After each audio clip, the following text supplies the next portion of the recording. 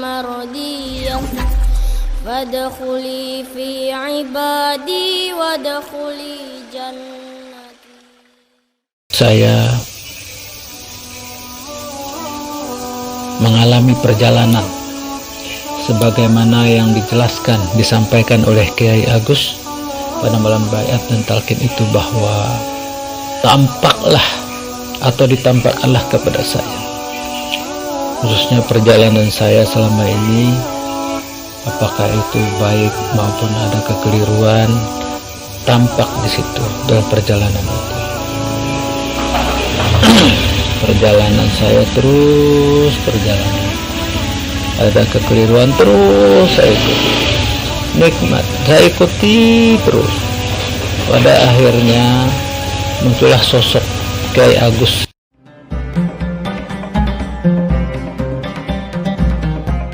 Saya mau bercerita sedikit. Beberapa waktu yang lalu, alhamdulillah, saya bersama sahabat saya Bapak Samsul Basri. Kami memang sering berbincang-bincang tentang agama, tentang religius, tentang kebaikan, kebenaran yang hakiki, dengan capaian, harapan, dan doa mudah-mudahan dirahmati Allah. Kami berharap hingga matinya nanti husnul khotimah. Karena itu setiap pertemuan, setiap kami ketemu, baik itu dalam perjalanan atau di suatu tempat, tidak lain dan tidak bukan cerita di dalam mulut kami hanya tentang agama, Allah dan Rasulnya.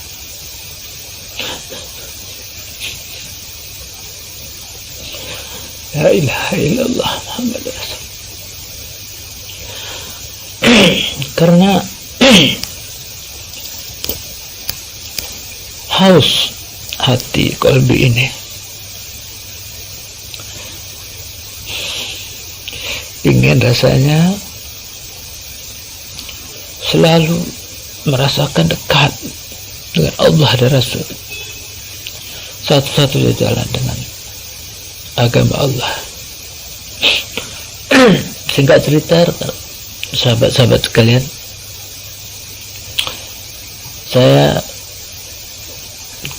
kenal atau kami kenal, saling berkenalan tuh sejak tahun 91, tepatnya di bulan April. Di bulan Juli tahun 1991. Di situ awal kami kenal hingga saat ini. Alhamdulillah, Allah merahmati kami. Bukan hanya sekedar sahabat, tapi juga lebih dari saudara. Karena cerita kami cerita akhirat. Dan kalaupun kami ditanya, disuruh memilih antara dunia dan akhirat, dengan tegas hati kami mengatakan kami memilih akhirat. Sahabat-sahabat sekalian, beberapa waktu yang lalu beliau, sahabat saya ini, menyampaikan kepada saya bahwa beliau sudah mendaftarkan diri untuk satu kegiatan yang baik tentunya, yaitu tentang baiat dan talqin.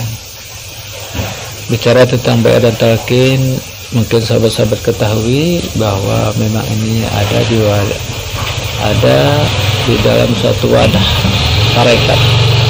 Kebetulan tuh sahabat saya ini mendaftarkan secara online ya, secara online untuk mengikuti baiat dan talqin tarekat Sotor ya.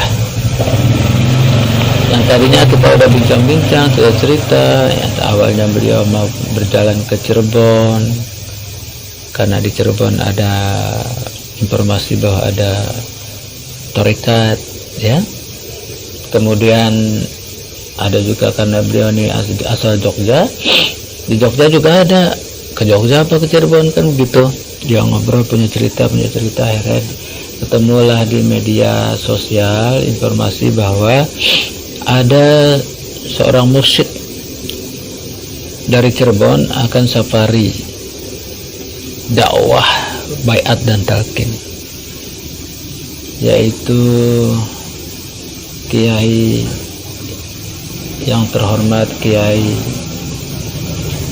Agus Panani dari Cirebon, Mursyid Tarekat Sotoriyah. Setelah beliau daftar, sahabat saya ini menghubungi saya, jadi saya udah daftar satu tarekat baiat untuk baiat dan talqin di daerah Pekayon, ya, Bekasi. Karena ada kedatangan, jadi nggak perlu jauh-jauh kita ke Cirebon, untuk tahap awal bisa di sana. Kemudian kami ketemu, sebelum itu dia tawarkan ke saya, ente ikut nggak? Saya bilang, saya lihat dulu, ya, saya lihat dulu. Kemudian ada kebetulan memang ada akomodasi, ya, karena makan bareng di sana. Kegiatannya setelah Isya, jadi kita berangkatlah. Jadi kalau ikut, kata sahabat saya ini, biar saya bayarin akomodasinya, ya transfer, kata dia gitu. Nanti aja saya daftar aja kalau boleh. Ternyata daftar memang harus memberikan langsung biaya akomodasi untuk sore itu, malam itu. Sahabat saya, karena saya sahabat saya ini tadi, Pak Samsul Basri tadi mau dia tahu kalau saya itu berminat juga, artinya saya mau lihat dulu, otomatis didaftarkan terus. Akhirnya singkat cerita sudah terdaftar. Oke, besok insya Allah kita jalan habis zuhur aja, saya bilang. Jadi sampai sana asar. Ternyata besoknya kita nggak habis zuhur berangkatnya, jam ya sebelum asar lah, sebelum waktu asar. Saya dalam hati saya waktu itu mendung cuaca. Dalam hati saya ini kalau misalnya hujan ini bisa nggak nyampe nih, karena kita naik motor, ya. Berangkat dari Kedoya, terus berangkat sekitar jam 2, berangkat terus. Saya sangat dibonceng tuh, saya dibonceng. Saya browsing terus nih, hujan nih, kita jalan terus.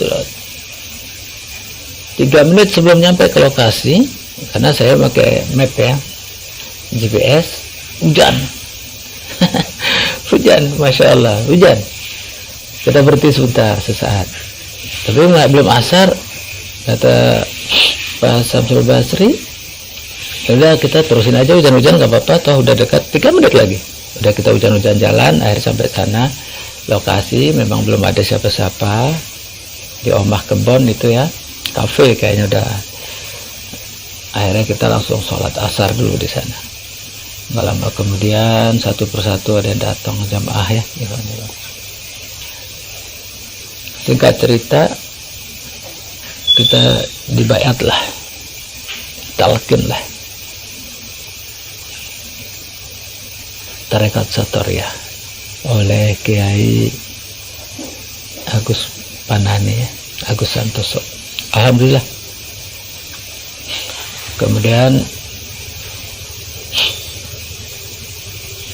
kita di sana sampai tengah malam lewat, sampai kegiatan sudah selesai, kita masih di lokasi baiat. Biarkanlah. Waktu itu hari Kamis, ya, malam Jumat. Bukan. Ada sekitar jam 3 baru kita berangkat, meluncur balik lagi ke arah Kedoya, Jakarta Barat. Kita sholat subuh di jalan, sengaja memang sholat subuh. Itu udah masuk Jumat, itu udah masuk Jumat. Oke, Jumat. Setelah sholat subuh kita sarapan dulu, sarapan santai, karena memang masih gelap juga, ya, sarapan. Akhirnya udah kita berpisah di sana. Setelah sarapan saya balik juga ke kediaman saya. sahabat saya juga menuju ke kediaman beliau karena memang udah mulai ada kantuk ya, mau istirahat karena menghadapi sholat Jumat nantinya. Kemudian istirahat sholat Jumat, saya merenungi pelajaran kegiatan malamnya itu, kegiatan baiat dan talqin itu, dan arahan-arahan dari Kiai Agus. Saya renungi, saya ingat-ingat gitu.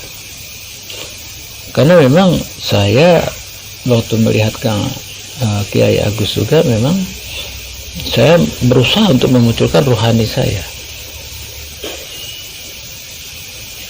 Karena sepengetahuan saya selama ini kita sudah mengetahui 3 tahapan: kauli, fi'li, qalbi. Begitu saya melihat memandang Kiai Agus, saya menggunakan rukun qalbi yang selama ini saya gunakan di waktu sholat.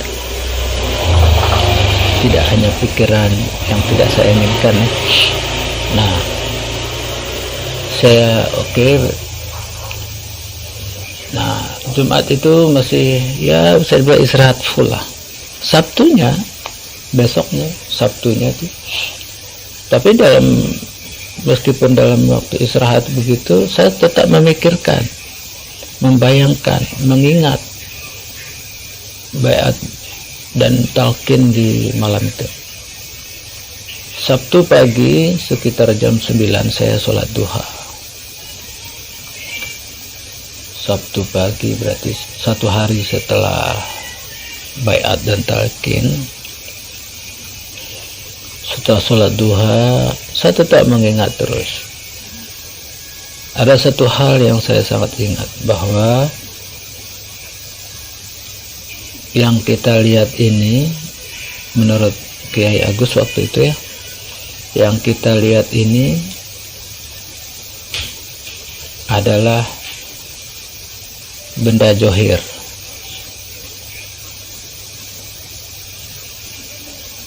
Apa yang saya lihat benda johir. Apabila orang lain juga melihat saya, johirnya saya. Jadi kita tidak tahu, tidak melihat batin dari yang kita lihat. Itu yang saya terkesan, yang menjadi dalam pemikiran saya. Jadi ternyata alhamdulillah dijelaskan di malam itu bahwa di dalam tubuh kita ada tubuh halus, dan seperti kita ketahui tubuh kasar ini memang sudah sejak lama kita ketahui dengan istilah jisim latif dan jisim kasib. Ini yang saya terus renungi. Saya mengulang setelah duha itu, saya mengulang setelah sholat duha itu, saya tenang seperti yang dianjurkan oleh Kiai Agus. Kemudian ya saya sebut ya Latif, ya Latif, ya Latif, ya Latif, ya Latif, ya Latif. Dengan ruh saya, artinya seperti yang dituturkan oleh Kiai Agus, bahwa ruh itu berarti di dalamnya qalbi, setelah qalbi. Ya Latif, ya Latif, ya Latif, ya Latif, ya Latif, ya Latif, ya Latif. Dan memejamkan mata. Disitulah saya mengalami perjalanan sebagaimana yang disampaikan oleh Kiai Agus pada malam baiat dan talqin itu, bahwa ditampakkanlah kepada saya, khususnya perjalanan saya selama ini, apakah itu baik maupun ada kekeliruan, tampak di situ dalam perjalanan itu.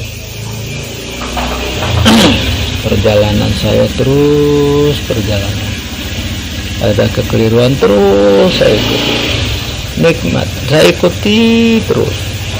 Pada akhirnya muncullah sosok Kiai Agus dalam perjalanan rohani saya itu ya, yang saat coba jalan itu dalam hati udah nggak berbunyi di suara saya, di mulut saya, ya latif itu sudah tidak lagi, yang ada di ruh. Ya Kang Agus Kiai Agus berpesan kepada saya di dalam perjalanan saya itu. Pesan beliau, pahami dulu.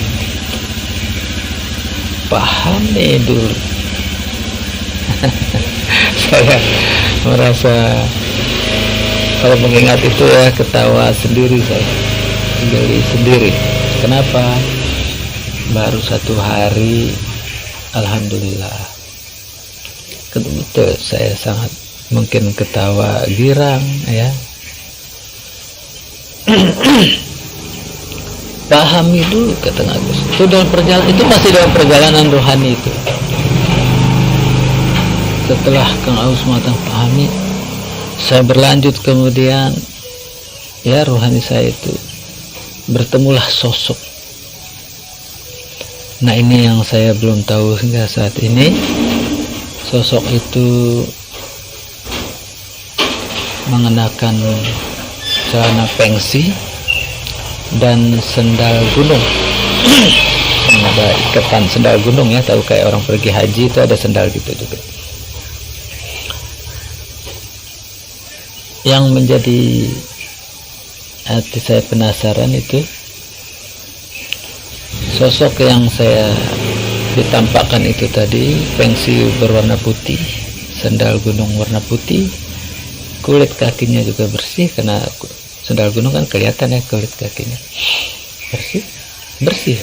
Saya terbayang sama saya saat ini juga, cuman yang ditampakkan hanya dari pinggang ke bawah. Disinilah saya Masya Allah tersadar kaget gitu, kaget tersadarlah saya. Dalam tersadar saya itu saya mengingat ucapan dari Kiai Agus bahwa di malam itu, bahwa itu akan nanti, apakah itu suatu kesalahan, maka kita langsung istighfar, meminta ampun saya. Disitulah saya gunakan istighfar yang disampaikan juga malam itu, astaghfirullahaladzim, untuk jasad atau jisim kasib saya. Astaghfirullahaladzim. Saya bayangkan yang tampak dalam perjalanan rohani saya tadi. Saya istighfar, astaghfirullahaladzim, alladzi la ilaha illa huwal hayyul qayyum wa atubu ilaih. Kemudian saya lanjutkan, ya Ghaffar. Saya khususkan untuk jisim latif saya sebagaimana yang disampaikan oleh Kiai Agus.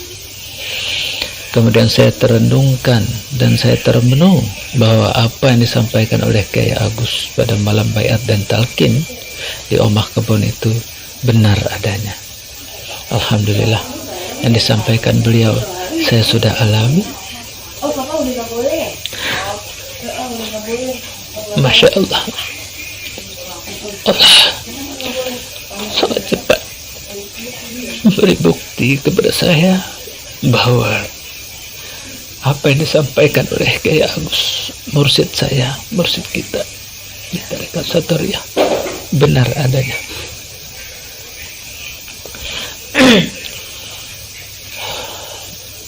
Gembira hati saya, gembira pikiran saya.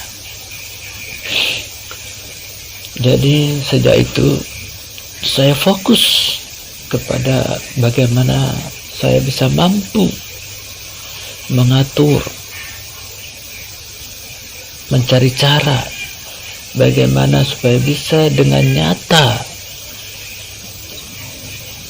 dengan kegiatan, dengan arahan dari Kiai Agus, bisa dengan nyata untuk merasakan terpisahnya jisim latif dan jisim kasib. Saya alhamdulillah 1 hari setelah baiat dan talqin, Allah berikan bukti nyata, dan itu adalah pengalaman rohani. Terkadang ya muqallibal qulub, Allah membolak-balikkan hati kita dengan segala macam bisikan-bisikan setan yang ada dalam diri kita. Oleh karena itu, saya akan sampaikan pengalaman-pengalaman rohani saya ke kita semua, sebagaimana yang telah disampaikan, arahan-arahan dari Kiai Agus. Karena saya ada video-video saya jarang, dan saya kurang minat terus terang untuk nonton konten YouTube ya. Tapi yang jelas kalau untuk medsos Tarekat Sotoriah kita, Majelis Nuswantara, Tarekat Nuswantara, saya udah tahu, saya subscribe aja. Subscribe, untuk IG-nya saya like. Udah. FB-nya saya like. Jadi, kenapa? Karena saya menginginkan, mengharapkan saya dapat pengalaman rohani dulu, baru saya cari untuk sinkronisasinya. Saya menghindari diri saya untuk menghayal, sehingga jauh dari kenyataan, jauh dari pengalaman-pengalaman yang sesungguhnya, sehingga kita hanya bisa bercerita hasil dari tontonan, tetapi na'udzubillah tidak bisa bercerita dari pengalaman batin dan rohani. Itu yang bisa saya sampaikan di tahap ini untuk sahabat-sahabat, saudara-saudara Tarekat Sotoriah. Saya dari generasi 03 mengucapkan mohon maaf lahir dan batin apabila ada kekeliruan dan kesalahan itu datangnya dari saya, dan adapun itu kebenaran datangnya hanya dari Allah Subhanahu wa taala. Assalamualaikum warahmatullahi wabarakatuh.